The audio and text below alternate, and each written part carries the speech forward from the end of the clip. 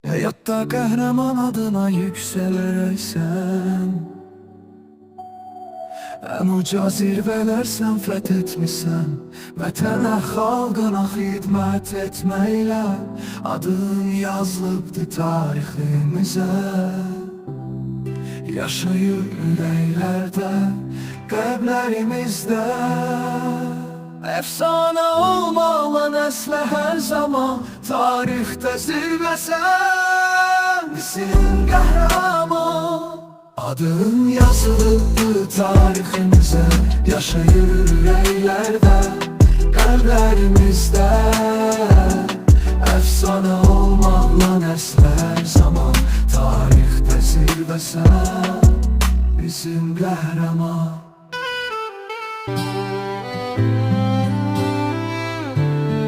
Həvayət xanım, zəhmətin siması, əllərində nur var, alnında aydın. Naxçıvan torpağı,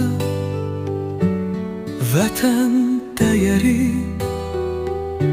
sizin kimi qəhrəman yetiştirib daim.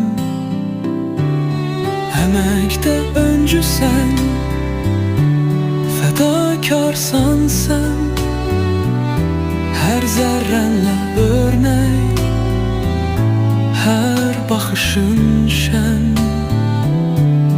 Torpağa səpdiyin o zəhmət toxumu çiçeğe dönüptür, yaşadır vətən. Qayalı Naxçıvan, uca dağların sənin əzminlədir, başı ucadan. Həvayət xanım, sən fəxri buyurdun, adın tarix yazır qızıl hərflərlə tamam.